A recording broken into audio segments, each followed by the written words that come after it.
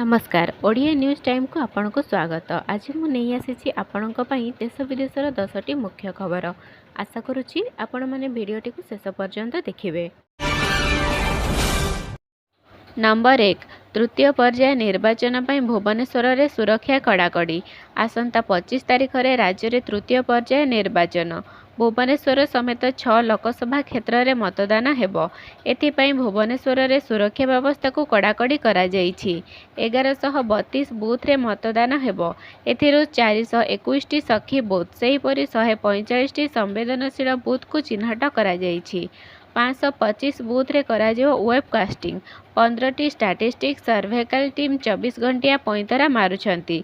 भुवनेश्वर मध्य निर्वाचन मंडली संपूर्ण भाव सखीभूत होइथिबारु कमिशनरेट पुलिस जिला पुलिस समेत 12 कंपनी सीएपीएफ मुतयन रहिबे।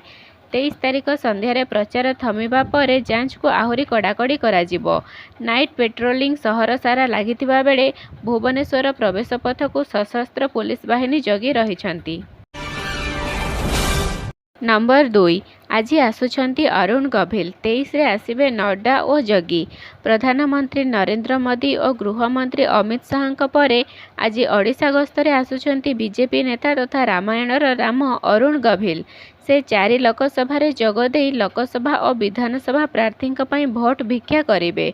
चंपुआ तेलकोइली ढेंकानाल और बालीपाटणार सभारे राम अरुण गभिल जगदेवार कार्यक्रम रही। सेहीपरि आसंता 23 तारिख में ओडिशा आसिबे पुणी बीजेपी राष्ट्रीय अध्यक्ष जेपी नड्डा। करंजिया धामनगर और बालिकुदारे तांको सभा हेबो। सेही दिन ओडिशा गस्तरे आसिबे योगी आदित्यनाथ। चिलिका और सालेपुर हेबाकु थिबा निर्वाचनी सभारे योगी आदित्यनाथ जगदेवार कार्यक्रम रही। नंबर 3 आरपारी रे वरिष्ठ अभिनेता विजय पट्टनायक। हॉलीवुड पई आउ एक दुखद खबर। आउ नहांती वरिष्ठ अभिनेता विजय पट्टनायक। 78 वर्ष बयस चिकित्साधीन अवस्था विजय पट्टनायक परलोक होइछंती। से एकाधारे मंच सिनेमा एवं धारावाहिक अभिनय करुथिले। तांको निखुण अभिनय पई से संगीत एकाडेमी पक्षरु मध्य सम्मानित होइछंती। निज क्यारियर रे सबु बेले बच्चा बच्चा फिल्म रे अभिनय करिथिले। हेले एबे आउ नहांती एही वरिष्ठ अभिनेता। नंबर 4 जून रे ईरान राष्ट्रपति निर्वाचन एवं रईस हेलिकप्टर क्रैश जांच आरंभ। हेलिकप्टर दुर्घटना रे ईरान राष्ट्रपति इब्राहिम रईस मृत्यु पर नुआ राष्ट्रपति निर्वाचन पई तारीख घोषणा होईछि। आसंता जून 28 तारिख रे राष्ट्रपति निर्वाचन हेबो। अन्यपटे हेलिकप्टर दुर्घटनार जांच पई ईरान सरकार जांच कमिटी मध्य गठन करिसंती। एहा सहित देश में 5 दिनिया शोक घोषणा करने सहित 7 दिन पई सांस्कृतिक कार्यक्रम बंद करने को घोषणा करिसंती। नंबर 5 बीएसएफ रे नियुक्ति सुजोग। विभिन्न पदवी पई चलीछि आवेदन। सीमा सुरक्षा बल रे नियुक्ति पई प्रकाश पाइछि विज्ञप्ति। एही नियुक्ति माध्यम रे ग्रुप बी एवं सी रे विभिन्न पदवी पूरण हेबो। ऑनलाइन माध्यम रे एही आवेदन आरंभ होई पारे। एही नियुक्ति पई उभय महिला और पुरुष आवेदन करि पारिबे। आग्रही प्रार्थी माने बीएसएफ रो ऑफिशियल वेबसाइट bsf.gov.in माध्यम रे ऑनलाइन रे आवेदन करि पारिबे। आवेदन रो शेष तारीख हेउछि जून 17 2024 एवं खाली पदवी 141 टी रहिछि। नंबर 6 पाणीपाग सूचना। बंगोपसागर रे घूर्णिबलय घड़घड़ी बिजुली सह वर्षा होई पारे। दक्षिण पश्चिम बंगोपसागर रे घूर्णिबलय सृष्टि होईछि। एहार प्रभाव रे काली सुधा एक लघुचाप सृष्टि हेबार संभावना रहिछि। एही लघुचाप उत्तर पूर्व दिग को गति करने सहित 24 तारिख रे केंद्रीय बंगोपसागर रे अवपात रूप नहीं उत्तर पूर्व दिग को गति करि पारे। एहार प्रभाव रे 21 तारिख रु समुद्र अशांत हेबा आरंभ हेबो। समुद्र रे थिबा मत्स्यजीवी को 23 तारिख पूर्वरु उपकूल को फेरी आसिबा सह 24 तारिख रे उत्तर बंगोपसागर रे समुद्र को न जीवाको परामर्श दिया जाइछि। आगामी 5 दिन रे ओडिशार किछि स्थान रे घड़घड़ी बिजुली सह वर्षा हेबार संभावना रहिछि। आगामी 24 घंटा दक्षिण ओडिशार किछि स्थान रे बिजुली सह वर्षा हेबार संभावना थिबारु ऑरेंज अलर्ट जारी करा जाइछि।